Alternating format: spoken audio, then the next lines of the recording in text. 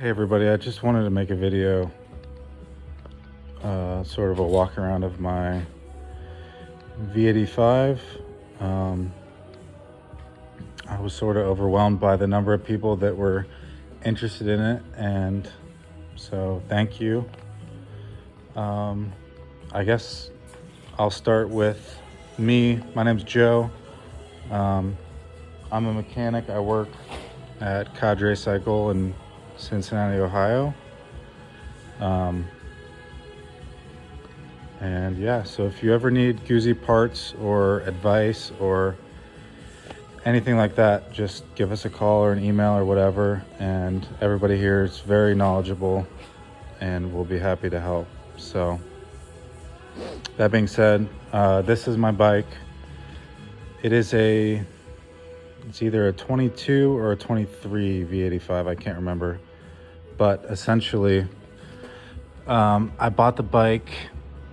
It was totaled. It was a total loss. The frame was damaged and it was totaled out. So I got it for a good deal. Basically, everything was fine except the frame. It ran. You could ride it. Everything was fine. So I stripped it down completely to the bare frame. That frame was junk. So I bought this red frame from some place in Texas that does motorcycle part out type stuff. So I got a clean title frame from them, and then basically just put it back together from the ground up. So the frame technically is a 2020, so it's a 2023 engine in a 2020 frame. So I've always wanted one of these, but I'm like a dirt bike guy at heart, and I love off-roading and stuff like that. And the V85 never really spoke to me that way, just because it's, the suspension setup and the weight and stuff like that just makes it not ideal for off-roading. The suspension clearance, stuff like that. But I always thought it'd be cool to build one the way I would, like to ride an off-road bike, an adventure bike. So the first thing I did after I had it together, I had the engine and everything was together with the factory wheels, but obviously these are not factory wheels. But so at the shop, we sell a lot of, or we did in the past, not so much recently, but the factory wheels for a 2020, 19 and 20, or anyway, the first year or two were tubed wheels, which was good for me.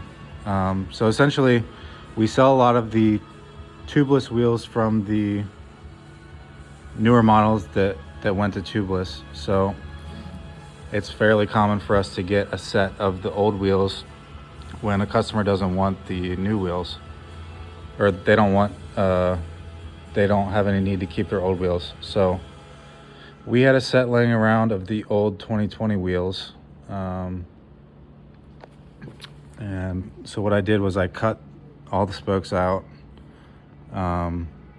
sent the hubs out, front and rear, to this company called Buchanan. They're out in San Diego, I think. And I said, hey, this is what I'm doing. I want to put a 21-inch wheel in the front and an 18 in the rear. Can you make it happen? And they figured it out. So these are Excel rims. I think it's a 2.5-inch front and a 3.5 in the rear, something like that. But anyway, I paid them. I shipped out my hubs, told them the application and everything. They custom built these spokes, and laced them up to the wheels, sent them back, and here they are. That was about $1,100, I think. So I got those back. I wanted to use the factory hubs, that way I could still have ABS and all that stuff, traction control, whatever. I did think about doing like a fork swap from, you know, a KTM or something else like that, but it just made the most sense to stick with the factory stuff so everything works. So I did that. That's the eye catcher, is the wheels. I put some Tusk D Sport tires on it. Front and rear, it's a 130 90/18 and a 90/90/21, I believe. I also did, these are the Alibaba China headers, cat delete. So I did that. This is a Guzzi factory, basically a beefy extended off-road rear brake tip. These are, I think it's KLR 650 foot pegs.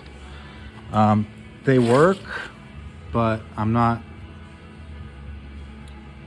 convinced on them because I'm just worried that if I take it off a jump or something, which I plan to, they might snap because they don't seem to bottom out where I want them. So I might have to come up with a different solution for that. The rear shock is stock. The swing arm obviously is sort of polished. I stripped all the paint off of it and polished it. It's not as nice as it could be. I was impatient with it and just bolted it on. I've removed basically all of the factory Guardia accessories. So the rear rack, the rear bags, the top case, obviously the rear frame section that bolts to the back. I really like the look of the exposed frame there. So essentially there's just a plastic cover that goes there. I just cut it with a Dremel. I have yet to do the other side yet. That's what it looks like, but I will at some point cut that off. I cut the low hanging tail section. This is an Agostini muffler that I got from my coworker Tim, our parts guy. The rear caliper, everything there is factory. I sort of polished the brake hanger carrier assembly. Let's see, what else did I do? The valve covers. This, aside from the wheels, is probably my favorite part. So I sandblasted and vapor blasted the valve covers. So it's sort of just like a silver polished look. I really like them. They set off the bike really well. I think I stole the exhaust heat shields for another bike, a customer bike or something, so I ordered a new set of those to put those on. I deleted the side stand switch. All of that's gone. I just looped it. I'll show you if you want. If somebody wants to know how to do that, just leave a comment or something. Just because it's a real common failure, especially if you're off-roading, to break that and then the bike will not start. So rather than mess with that, I just deleted it. I put it all back together. I made my own fuel lines for this. I don't know, I can't remember why. It's been a long time. I think I damaged one of them taking it apart the first time when I stripped the bike down. So I just used some fuel hose, put it back together. The rear brake line is, I can't remember if it's factory or not, but One thing I did do is run the, sorry, this flashlight's kind of not great, but you'll notice the rear brake fluid reservoir is normally right here.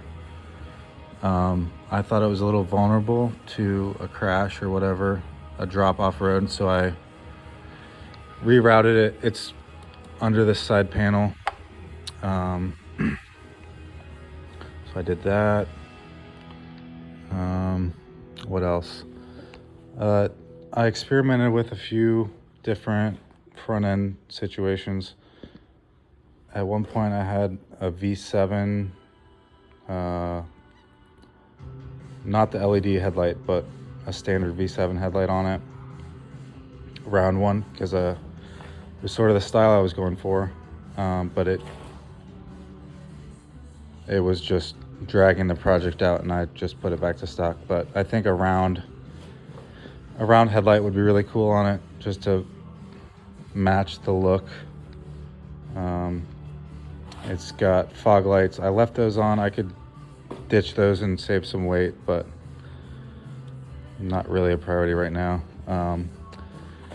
This is a factory front fender that I took there's sort of a piece that screws onto it. I took that off and I chopped it up a bunch. I don't love the look. It's probably not the final look, but it's functional for now. The problem with the factory fender, if you have a 21-inch wheel, is that it comes down real low, and I'm sure that the tire would rub it. So this was a quick Dremel job that I did today, just to get something on there so it looks somewhat complete. It's got the factory Guardia windshield on it that I, again, did a really rough chop on to make it sort of just match the style, you know. So I did that. I put Circa Pro Bend aluminum handguards on it, which I love. I run these on all my dirt bikes and everything.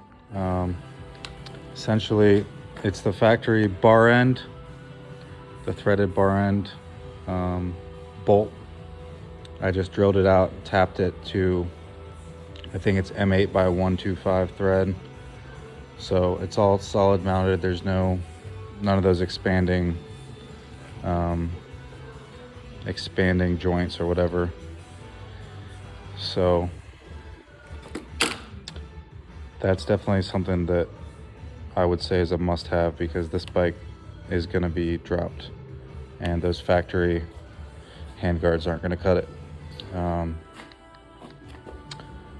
What else?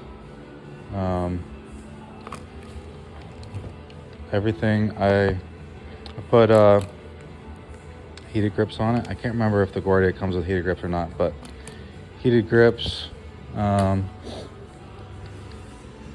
Everything here is pretty much factory. I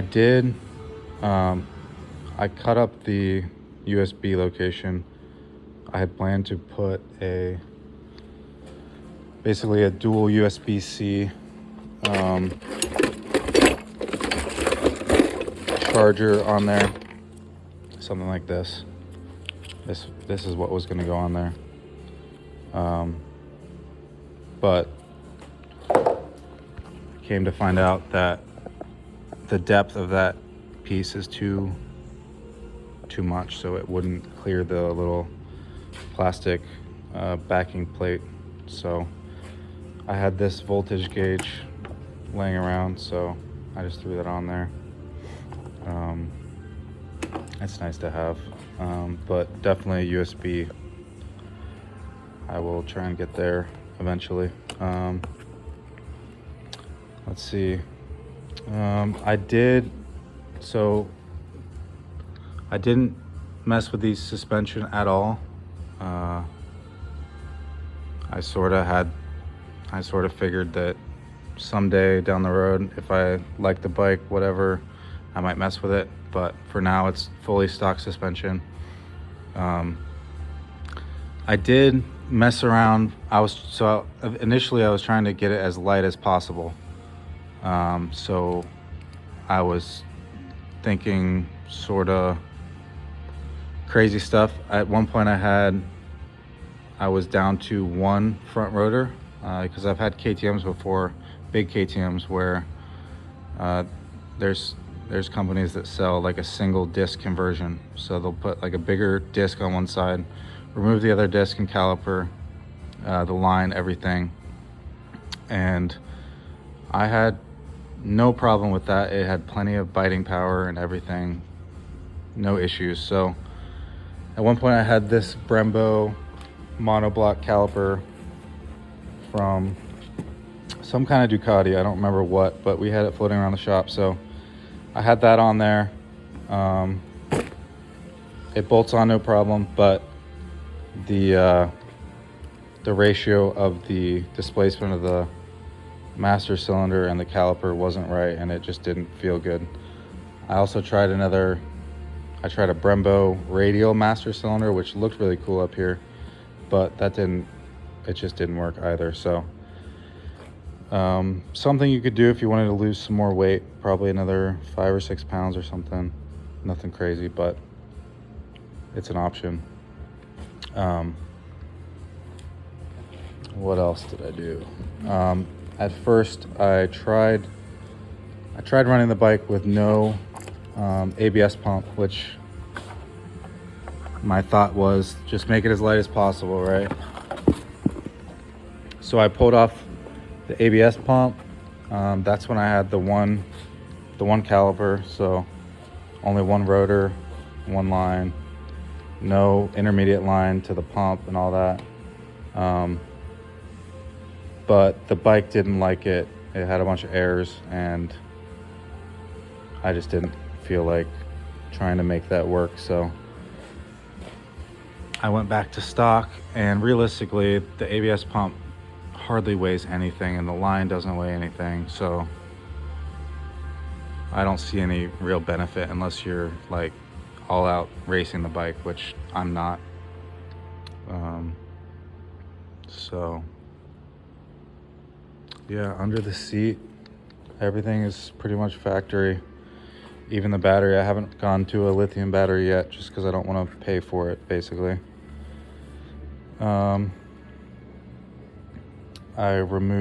I told you about this frame protector that I plan to cut this one too. It just looks a lot better, I think, to have the frame exposed. The rear pegs, that whole bracket assembly is gone. Mechanically, the engine is completely stock aside from the cat delete and the muffler. I might do like an up map or something like that down the road, but for now it's just fine. I did delete the secondary air system and the evap canister and everything. I don't know if you can tell, but that's the valve cover port on this side. Essentially they run into a big canister and they attach down here to the bottom of the airbox or the throttle body. I pulled all that stuff out. There's no frame, or there's no fuel tank, vent, hoses, none of that. It's all gone. Not much of a weight saving at all, but just simplicity's sake. So all that's gone. What else? Yeah, there's a bunch of little like plastic trim and stuff like that I just removed. Not really for the weight, just for simplicity. Let's see. I did think about this aluminum piece is pretty heavy on both sides. So that's one thing. If you wanted to make like a piece that's not pretty like this, you could lose some weight there. But to me, I don't really see the need to scrape ounces at this point. Battery might be something I would do if I really cared, but I don't. The fuel cap, I've seen some Aprilia Guzzi fuel caps that are, they don't have a lock on them. They're billet aluminum. They're a little lighter probably, so you could do that if you wanted to, but again, it's just not, at this point it's light enough that I think I can have fun with it. So yeah, that's the bike. I don't know, so I think I didn't mention this, but so the rear suspension travel, I don't think I'll have any interference with scraping the bottom of the tail section here. But one thing I did consider when I was just thinking about this was either finding a longer shock for the rear or building some kind of bracket that lengthens the spaces out the mounting point. I don't know how that would affect the U-joints in the drive shaft, because obviously that would make it stand up higher, make the drive shaft angle a little different, which probably would wear out the U-joints faster. But if I run into that issue, I might do that, or might get a different shock or something like that. I wish I spent the time to sandblast the final drive just so it matches, but at some point I just wanted the bike to work, so here we are. Yeah, here's the bike. I haven't ridden it much yet, except around the parking lot. The ABS and the traction control and everything still work. I am gonna need to calibrate the front wheel speed sensor, because when you change the diameter of the wheel, obviously it'll throw off the calculated speed, because it uses the diameter to display the speed. So I might do that at some point. I actually don't know if the computer has enough range to account for a 21-inch wheel instead of a 19, so may or may not work. But as it is, the bike is in one piece. It runs, everything works. There's no weird issues to speak of. I plan on riding it off-road on some, nothing insane, but I plan on getting it in some mud, jumping it, dropping it, stuff like that, and we'll see how it goes. For years I've been seeing guys in Europe, in Italy, wherever, with really cool builds on these, and I've never seen one in the US yet. So that was the inspiration, and then the bike sort of fell into my hands really cheap, so I could justify sort of chopping it up and putting some wheels on it and stuff like that. So anyway, if you guys have any questions, leave them in the comments or whatever, and I'll do my best to answer them. The wheels, so if you have a newer model, if you have a tubeless wheel setup, the hubs are different. Basically the spot where the spokes come out of the hub on the tubeless, or on the tube models, is on the outside, like most dirt bikes have, but on the tubeless wheels it's from the center. So I haven't gone that route or inquired about lacing up a 21 to a tubeless hub, but I'm sure it's possible. The only real thing you have to think about is the angle of the spoke and whether or not it'll hit anything. But since the rim diameter is getting bigger, I don't think that's a problem at all. So it's doable. Like I said, it's about 1,100 bucks for the set, and then the tires. Obviously, you can put whatever tires on it you want. I like off-road tires. I want to